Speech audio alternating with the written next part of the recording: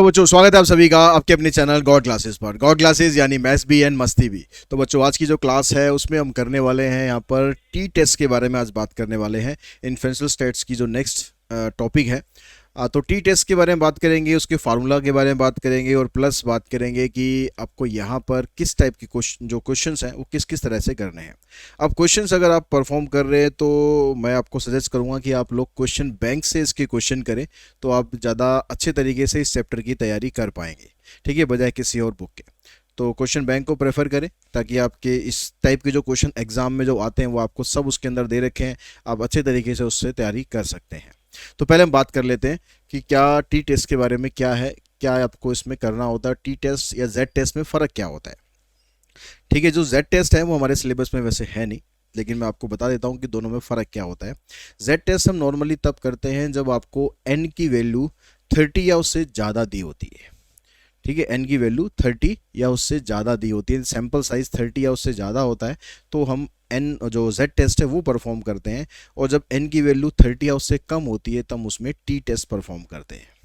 अब यहाँ पर अगर मैं बात करूँ कि नॉर्मल डिस्ट्रीब्यूशन कर्व के हिसाब से अगर आपके पास सैम्पल साइज 30 या उससे ज़्यादा है तो ये नॉर्मल डिस्ट्रीब्यूशन कर्व बन गया, ये इसका मीन आ जाएगा। लेकिन अगर आपके पास सैम्पल साइज छोटे हैं, ठीक है, ये 30 तक, ये अगर एन की वैल्यू 30 है तो ये उसके लिए है। अगर एन की वैल्यू आप कम करते हो, एन की वैल्यू अगर आप कम करते हो तो उसका जो कर्व है वो इस तरीके से बनेगा। ये जो पीकेडनेस है वो तो उसकी कम होगी लेकिन जो टेल है उसकी वो ज़्यादा होगी। अगर सैम्पल साइज और आप छोटा करते हो, अगर सैम्पल साइज आप और छोटा करते हो तो ये इस तरीके से आ जाएगा। यानी जितना सैम्पल साइज आपका छोटा होगा उतना जो पीकेडनेस है उसकी कम होती जाएगी।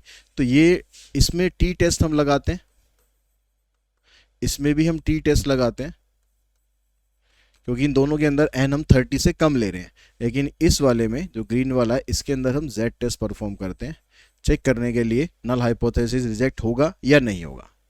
ठीक है, अब जो फार्मूले की हम बात करें तो फार्मूले आपको टी टेस्ट के दो फार्मूले यहाँ पर दे रखे हैं। एक फार्मूला है हमारे पास ये और एक फार्मूला हमारे पास ये। अगर एन की वैल्यू 30 या उससे ज़्यादा होती है तो यहाँ से भी हम टी वैल्यू निकाल सकते हैं। ठीक है, अगर एन की वैल्यू 30 या उससे ज़्यादा होती है तो भी हमारे सिलेबस में ज़्यादातर आपको जो क्वेश्चन है वो 30 या उससे कम के मिलेंगे, लेकिन कभी कभी 30 से ज़्यादा का भी आ सकता है क्वेश्चन। तो उस केस में आप जेड टेस्ट परफॉर्म करना और अगर 30 से कम आता है तो यहाँ पर ये वाला टेस्ट परफॉर्म करना। अब इन दोनों फार्मूले में डिफरेंस क्या है? दोनों फार्मूले सेम है, फार्मूले दोनों सेम है। कैसे सेम है मैं अभी आपको बताता हूँ प्रूव करके कि दोनों फार्मूले सेम क्यों हैं।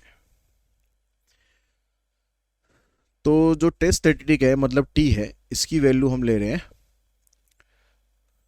T equals to difference of sample mean and hypothesize mean divided by s by root n. Most of the cases में आपको ये वाला, अगर आप जनरली वैसे भी चेक करोगे टी टेस्ट का तो ज़्यादातर फार्मूला आपको यही देखने में मिलेगा। यहाँ पर ये जो एस है, इस एस को मैं थोड़ा चेंज करके लिख रहा हूँ, मैं इसको लिख रहा हूँ सिग्मा से। ये sample standard deviation of population है। अब जो मीन आता है हमारे पास, जो सैम्पल मीन आता है, सैम्पल मीन का जो फार्मूला है वो क्या होता है कि जो सिग्मा एक्स आई है उसको आप डिवाइड करते हो एन से। अगर हम सैंपल का यूज़ करके वहाँ से पॉपुलेशन वेरिएंस की एस्टिमेटेड वैल्यू निकालते हैं तो क्या बनती है, sigma square equals to 1/n sigma x i minus mean का स्क्वायर 1/n-1। ठीक है, ये क्या होती, एस्टिमेट पॉपुलेशन वेरिएंस।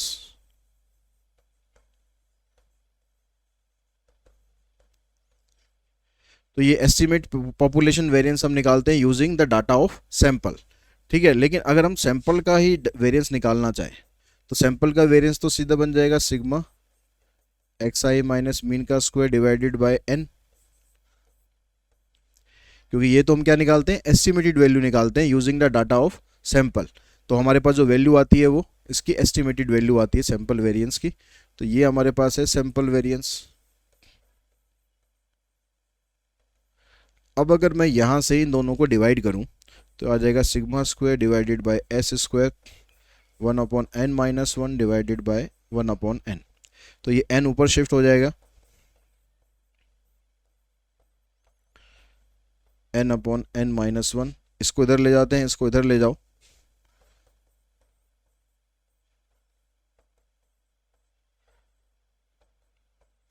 इसका कर दो आप स्क्वायर रूट, तो ये आ जाएगा।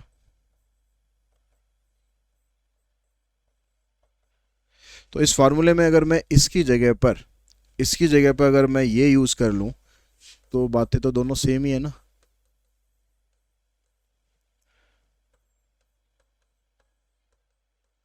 तो टी टेस्ट में अगर हम ये वाला फार्मूला यूज़ करते हैं या ये वाला फार्मूला यूज़ करते हैं तो दोनों फार्मूले ठीक है। इसमें आपको जो ये सिग्मा है, अगर आपको पॉपुलेशन स्टैंडर्ड डेविएशन दे रखा हो तो आप ये वाला फार्मूला यूज़ करो, अगर आपको सैंपल स्टैंडर्ड डेविएशन दे रखा हो तो आप ये वाला फार्मूला यूज़ करो। ठीक है, अगर आपको जो पॉपुलेशन मीन है, सॉरी जो सैंपल है वो 30 या उससे ज़्यादा दे रखा है, एन की वैल्यू अगर 30 या उससे ज़्यादा दे रखी है तो फिर आपको यही वाला यूज़ करना है, फिर आपको कहीं और जाने की ज़रूरत नहीं है। तो फिर आपको यही वाला यूज़ करना है। ठीक है, लेकिन अगर उसके अलावा आपको अगर सैंपल साइज आपका छोटा है और सैंपल साइज छोटा है तो उसमें आप ये देखो कि आपको स्टैंडर्ड डेविएशन पॉपुलेशन का दिया हुआ है या फिर सैंपल का दिया हुआ है। अगर पॉपुलेशन का स्टैंडर्ड डेविएशन दिया हुआ है तो आप ये वाला फार्मूला यूज़ करोगे, अगर सैंपल का दिया हुआ है तो फिर आप ये वाला फार्मूला यूज़ करोगे। तो इसमें आपको कन्फ्यूज़न नहीं होना चाहिए कि कौन सा फार्मूला आपको यूज़ करना है और कौन सा फार्मूला यूज़ नहीं करना है। अब इसके कुछ क्वेश्चन हैं वो और हम कर लेते हैं, साथ में रिजेक्शन रूल और पढ़ते हैं कि जो आप यहाँ पर टी वैल्यू निकालते हो तो उससे आपको पता कैसे चलेगा कि जो नल हाइपोथेसिस है वो रिजेक्ट हो रहा है या नहीं हो रहा है, क्योंकि हमें क्लेम तो चेक करना पड़ेगा कि जो क्लेम हम कर रहे हैं वो रिजेक्ट हो रहा है या एक्सेप्ट हो रहा है। तो उसके लिए आपको क्या करना होता है, जो आपकी टी वैल्यू आएगी, ठीक है, जो भी फार्मूला आप यूज़ करोगे, जो आपकी टी वैल्यू आएगी उसकी एब्सोल्यूट वैल्यू देखनी है। मतलब चाहे नेगेटिव आए चाहे पॉजिटिव आए, डजेंट मैटर। तो वो जो वैल्यू होगी आपकी, जो लेवल ऑफ सिग्निफिकेंस के हिसाब से जो वैल्यू गिवन होगी क्वेश्चन में, उससे अगर बड़ी है तो नल हाइपोथेसिस हो जाएगा रिजेक्ट। ठीक है, मान लो आपके पास जो केस आते हैं, जैसे ये हमारे पास पॉपुलेशन मीन है, आपने क्या करा, टेस्ट करा, टेस्ट करके हमारी जो वैल्यू है अगर इस रेंज में रहती है, इस रेंज में रहती है तो हम कहेंगे कि जो नल हाइपोथेसिस है वो एक्सेप्ट है। ठीक है, नल हाइपोथेसिस एक्सेप्ट है। लेकिन अगर वो इससे ज़्यादा आ जाती है, ज़्यादा जाने का मतलब है नेगेटिव साइड होगी तो इधर लाई करेगी, पॉजिटिव साइड होगी तो इधर लाई करेगी। तो इसलिए प्लस माइनस दोनों को ही हम एक ही वैल्यू में ले लेते हैं, मॉडुलस ऑफ टी। तो अगर ये वाली वैल्यू इस वाली वैल्यू से, जो गिवन वैल्यू है, जो यहाँ पर जो वैल्यू गिवन है उससे अगर बड़ी आएगी वैल्यू, यानी यहाँ पर या यहाँ पर चली जाएगी, तो हम कहेंगे नल हाइपोथेसिस हो गया है रिजेक्ट। अब नल हाइपोथेसिस रिजेक्ट होगा या नहीं होगा, ये सब क्वेश्चन में हम चेक करते हैं कैसे आपको क्वेश्चंस इसके करने। अगर company produces a specific model of shoes having 15 month average life time, information हमारे पास है कि एक कंपनी जो है वो शूज़ बनाती है, उसकी जो एवरेज लाइफ टाइम है वो 15 मंथ्स है। One of the employee in their R&D division claimed to have developed a product that lasts longer. This test product was won by 30 people and lasted an average for 17 month. अब एक employ है वो claim करता है कि भैया जो product मैं बना रहा हूँ उसकी जो लाइफ है वो इस एवरेज लाइफ टाइम से ज़्यादा होगी। तो दिस टेस्ट प्रोडक्ट वाज, इसको 30 लोगों के ऊपर उसने वो टेस्ट किया और जो एवरेज आ रही है उसकी वो 17 मंथ्स आ रही है। The variability of the original shoe is estimated based on the standard deviation of the new group, which is 5.5 month. अब जो आपके पास स्टैंडर्ड डेविएशन है वो 5.5 मंथ दे रखी है। Is the designer claim of a better shoe supported by the finding of the trial, make your decision as using two tail test. अब यहाँ पर टू टेल टेस्ट कर दिया इसने, तो टू टेल टेस्ट में आपको म्यू या तो इक्वल्स टू लेना होता है या नॉट इक्वल्स टू लेना होता है। मतलब नल हाइपोथेसिस ऑल्टरनेट हाइपोथेसिस में अब जो क्लेम है उसका कंपनी का कि वो कह रहा है कि 15 मंथ्स की एवरेज लाइफ टाइम है, तो टू टेल टेस्ट में आ जाएगा ये नॉट इक्वल्स टू है, मतलब या तो कम होगी या फिर ज़्यादा होगी। अब इसके लिए हमने 30 लोगों का सैंपल लिया, एन की वैल्यू 30 है, और हमने जो उसकी एवरेज निकाली वो थी 17 months. The variability of the original shoe is estimated based on the standard deviation of new group. ये स्टैंडर्ड डेविएशन आ गया आपके पास 5.5 months. Is the designer claim of a better shoe supported by the finding, ये आपको value दे रखी है, तो आप T value निकालेंगे। अब यहाँ पर क्योंकि एन जो है आपका 30 है तो आपको फार्मूला यही यूज़ करना है, standard deviation by root n. ठीक है, एक्स आ गया आपके पास, एक्स बार आ गया कितना 17, इधर रखा आपको 15, स्टैंडर्ड डेविएशन 5.5 है, एन की वैल्यू आपके पास 30 है। तो 17 माइनस 15 आ जाएगा 2, रूट 30 आ जाएगा ऊपर, यहाँ आ जाएगा 5.5। तो रूट 30 की जो वैल्यू होती है वो आई थिंक 5.5 के बराबर ही होती है। एक बार चेक कर लेते हैं, थोड़ा सा कम होती है मेरे ख्याल, 5.4 के आसपास होती है रूट 30।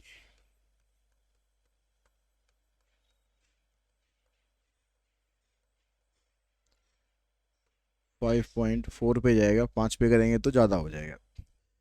तो ये आ जाएगा 2 इंटू में 5.4 divided by 5.5, decimal decimal cancel कर देना, तो ये आ जाएगा 2 4 जा 8 और 2 5 जा 10, 55 से इसको डिवाइड करेंगे तो 1.9 समथिंग आएगी।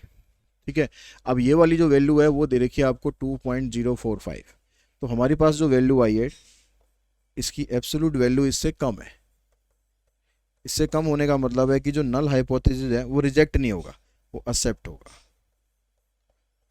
एक्सेप्ट होगा मतलब ये ठीक है, ये गलत है। तो जो क्लेम था उसका वो गलत है। तो डिजाइनर क्लेम जो है वो, designer claim is not true.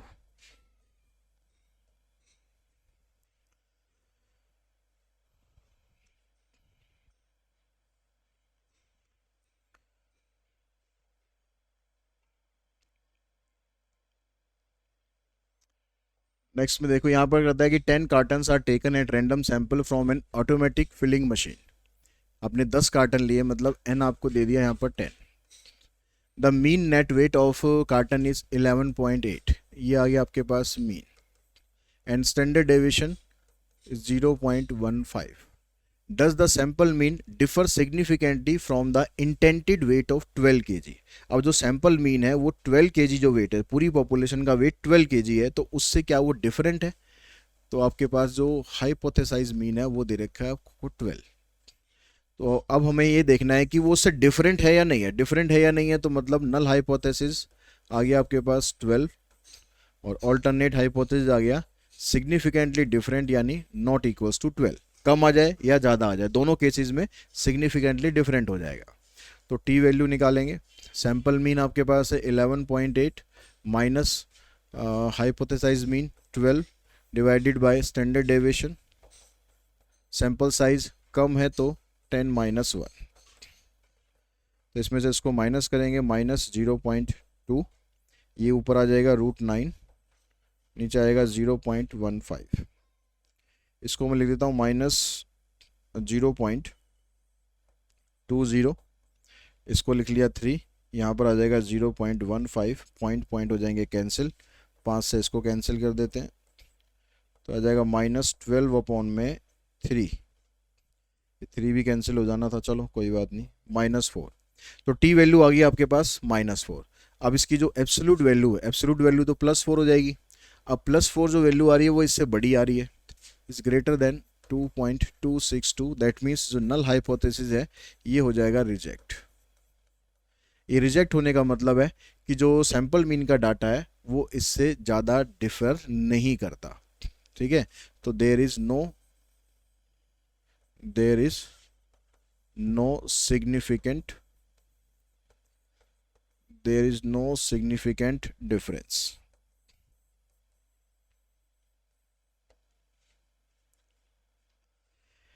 एक क्वेश्चन और करते हैं ताकि और अच्छे से आपको क्लियर हो जाए ये।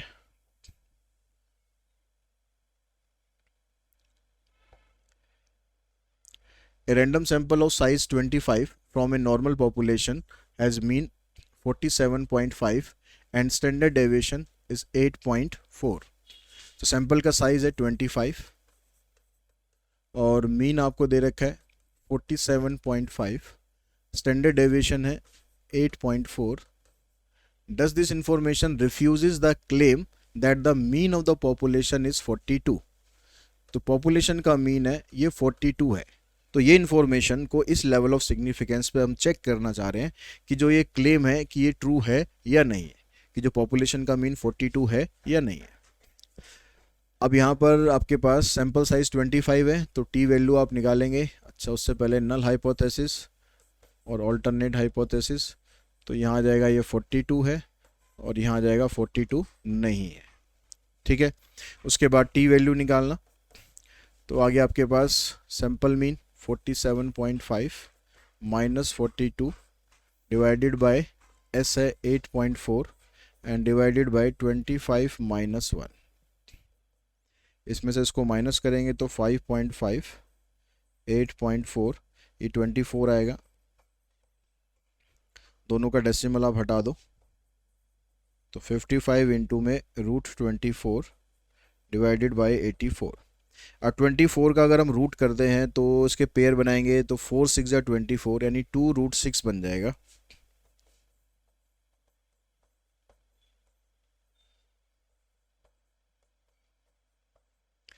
अब √6 की वैल्यू आप निकालेंगे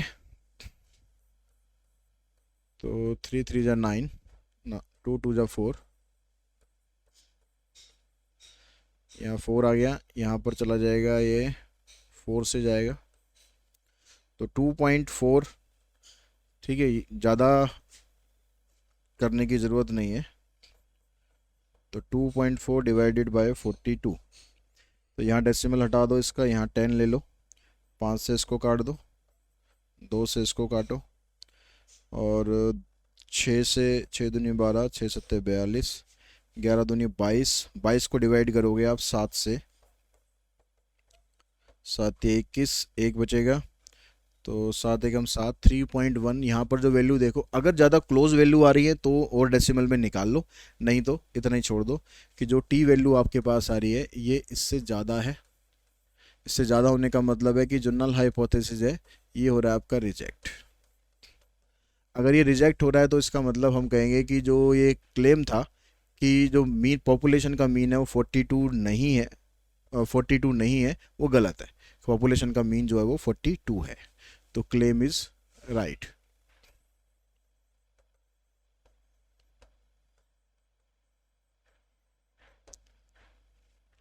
तो जो भी ये टी टेस्ट वाले क्वेश्चन है आपको इस तरीके से करने हैं। आई थिंक आपको तरीका समझ में आ गया होगा कि किस तरीके से करने हैं।